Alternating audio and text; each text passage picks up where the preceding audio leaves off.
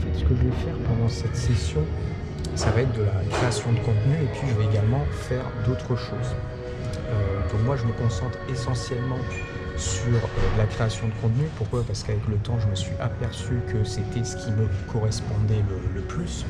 Donc là, par exemple, ce que je suis en train de faire pendant cette session, je travaille sur...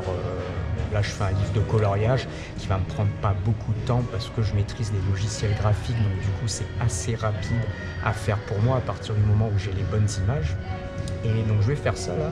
Je vais également faire une couverture de livre. Donc dans un premier temps, créer un intérieur de livre. Ensuite, je vais faire une couverture. Après, derrière, je vais me focaliser sur...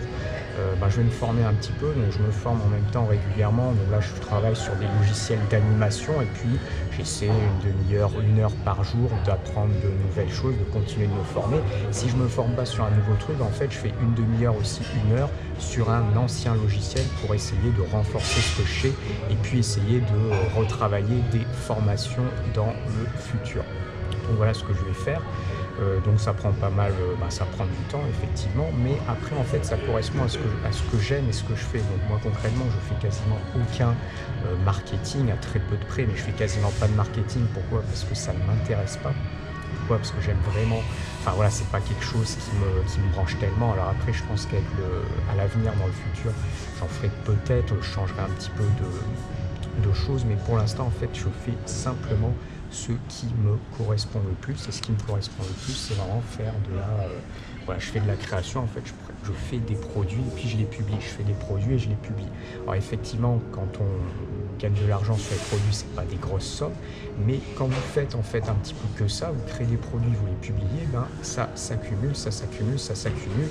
Et c'est entre guillemets, j'ai envie de dire, de l'endurance sur du long terme. Voilà, c'est de l'endurance sur du long terme, et avec le temps, on crée une solide base, on répète, on a de plus en plus de produits à vendre, et puis ça fonctionne. Voilà, ça fonctionne. Enfin, en tout cas, ça fonctionne pour moi, mais ça fonctionne également parce que j'ai fait un travail d'endurance depuis un bon moment maintenant, et ça met du temps effectivement pour que ça paie. Et pareil, je fais donc beaucoup de formations en termes de graphique design que je publie en fait sur des plateformes.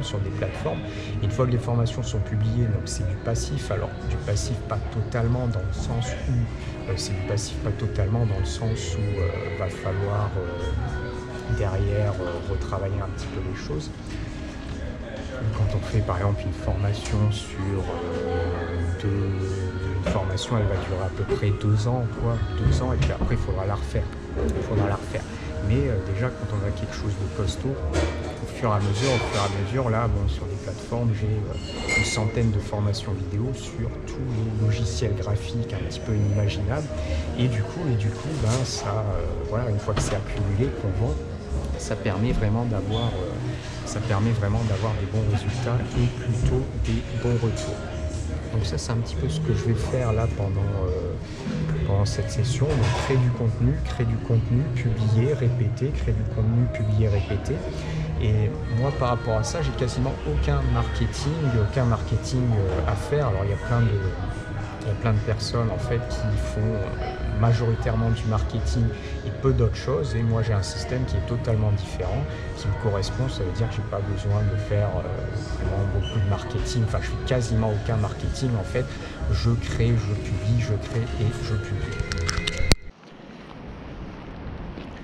Bon voilà, on est sorti du café, donc je me suis fait une bonne session, 3-4 heures. En général, si c'est le matin que je suis frais, je peux faire des sessions assez longues. Même des fois, c'est difficile de m'arrêter, puis on avance, on fait plein de choses. Donc maintenant, on peut aller se balader un petit peu, voilà, avant qu'il fasse nuit encore une fois. Ici, là, on est sur une place assez sympa, ici. Et pour en revenir un petit peu au café, même il y a toujours pas mal de gens qui bossent, même aujourd'hui un dimanche, il y avait pas mal de gens qui sont venus, alors plus tardivement que moi, mais il y a pas mal de gens qui sont venus travailler avec leur PC portable. Alors, c'est pas forcément des gens type digital nomade, c'est plus des locaux qui viennent simplement bosser essentiellement. Des fois ça peut être des étudiants aussi, mais Après, effectivement, bon, la Suède, quand on travaille en ligne comme ça, c'est pas forcément le meilleur endroit dans le sens où déjà le climat est compliqué. Donc bien évidemment, quand on n'est pas en été, le climat, faut pas se leurrer, c'est pas facile, sauf si vraiment on adore la neige. On adore la neige. Et puis la deuxième chose, c'est qu'effectivement, c'est le coût de la vie. Donc si on n'a pas un gros revenu en ligne, bon, rester en Suède, hein, c'est très compliqué, voire impossible. Donc il faut vraiment... enfin, en tout cas sur du long terme. Après, bon, si on fait un mois ou deux, puis suivant ça va. Mais sur du long terme, effectivement, c'est pas forcément le meilleur endroit. Donc voilà, je me suis fait une petite session sympa, une bonne petite session. Alors en général, le matin, ça dépend. Hein. Des fois, je travaille. Soit un coup, je vais travailler dans un café, puis un coup, je fais des vidéos de mon hôtel. J'alterne. Puis des fois, je reviens un peu à l'hôtel l'après-midi. Je fais aussi quelques vidéos. Ça dépend un petit peu où je suis, s'il y a du bruit, plus ou moins de bruit. Mais une chose est sûre, c'est qu'effectivement, les cafés, c'est vraiment très agréable que tout soit ouvert, parce que moi, c'est devenu à peu près, je dirais vital. Si j'ai pas les cafés, en fait, c'est très compliqué dans le sens où je vais énormément perdre en productivité. Donc tous les trucs, plein de trucs que j'ai à faire, je les fais dans les cafés, je suis hyper productif. Si je fais genre 2 heures dans un café, bon, si je fais la même chose par exemple dans une chambre d'hôtel ou dans un appart, je vais faire la même chose en 4 heures peut-être, 4-5 heures, et encore, si on s'arrête pas. Enfin, alors que quand vous êtes dans un café, le gros avantage, enfin en tout cas moi c'est comme ça que je le ressens, c'est que déjà de une, vous êtes dans une ambiance où vous allez avoir une petite musique de fond, vous êtes à l'extérieur, donc forcément ça vous booste pas mal. Moi, dès que je suis là, j'attaque direct. Puis vous n'êtes pas du tout voué à aller essayer de vous éparpiller dans quoi que ce soit. Vous êtes sur votre PC, vous restez dessus, et puis c'est bouclé. Et donc du coup, on est énormément productif, donc c'est pour ça que c'est vraiment bien. Et puis deuxième chose aussi, des fois pas être forcément avec des gens qui sont dans le même trip que vous, c'est aussi, je dirais, c'est aussi assez agréable, quoi. Parce que vous, par exemple, vous êtes là et vous êtes en train de travailler, mais travailler plutôt, on va dire, pas pour une boîte ou quoi que ce soit. Enfin, moi en l'occurrence, je travaille moi, c'est plus pour ma liberté que je travaille. Et du coup, vous voyez des gens qui sont pas forcément dans le même trip que vous. Et en fait, il y a 2 solutions. Moi, par exemple, ça me booste énormément et ça me permet d'être encore plus productif. Donc, endroit neutre, petite musique, gens qui sont pas forcément dans le même trip que vous. Et puis, en tout cas, moi, par rapport à ma personne, ça me booste vraiment énormément. Alors, cette place est sympa. Cette place est vraiment sympa.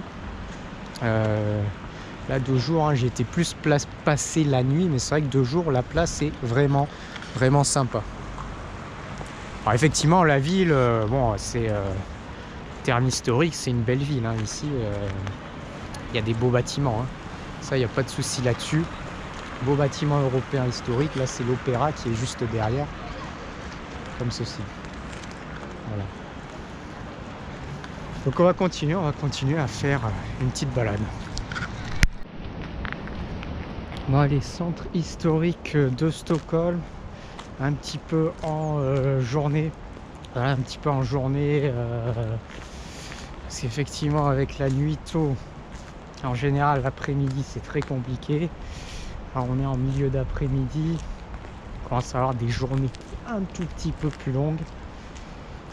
Là, en fait, il y a le Palais Royal. Alors, celui-là, c'est pas celui-là, le Palais Royal, celui qui est juste en face. Ça, ici, je ne sais plus trop ce que c'est. Voilà, donc là, c'est vraiment le plein centre historique. Alors, on peut éventuellement aller un petit peu. Tout ça, c'était enneigé et puis c'est un petit peu fondu. Donc, du coup, c'est un peu plus tranquille. C'est un peu moins, c'est moins glissant. Voilà.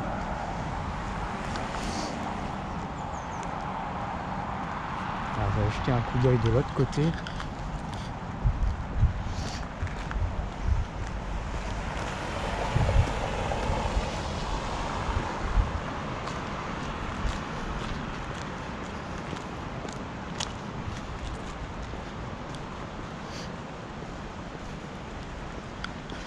Alors ici c'est fait sur plusieurs îles, hein. Il y a énormément d'îles et du coup il y a des ponts un petit peu partout. En fait là on est sur une petite île et donc il y a ce gros bâtiment, derrière il y a un autre pont, ensuite il y a toute une petite partie historique avec plein de boutiques, les magasins de souvenirs.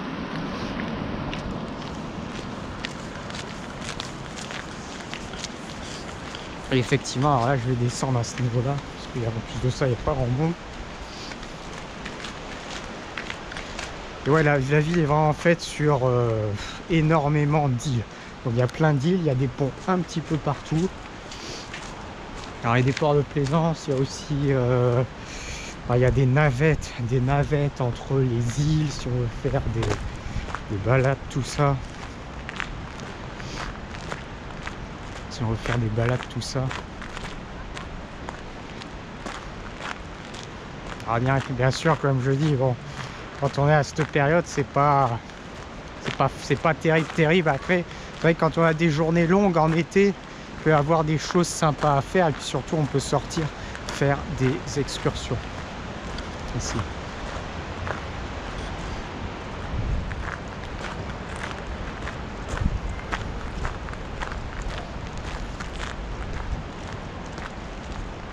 Voilà. On est en train de partir en canoë ici. Là on est vraiment au centre-ville, centre-ville historique. Après il y a le centre-ville, je dirais un petit peu plus loin, qui est quartier un peu plus branché avec les... il va y avoir tous les cafés, on va avoir tous les magasins, les boutiques, tout ça. Et là par contre on est sur les anciens bâtiments. Vraiment sur quelque chose de historique. Ici.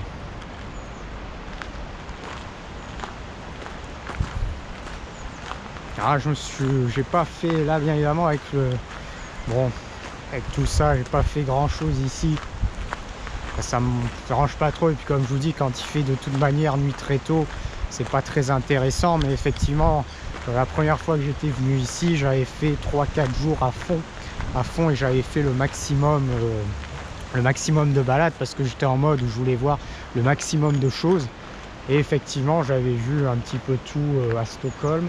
En même temps, je m'étais fait quelques excursions autour et en allant à une 20-25 km, il y a des bus. Et puis il y a une petite ville, je sais plus, qui s'appelle Vaxö, quelque chose comme ça. Et c'est totalement côtier, c'est touristique. C'est très sympa à voir. Je me souviens, j'avais plein de photos qui étaient bien de là. Mais bon, c'était aussi une autre période. Quand j'y avais été, que j'avais vu le maximum de choses, on était au mois de septembre. Donc c'était quand même plus agréable. Voilà.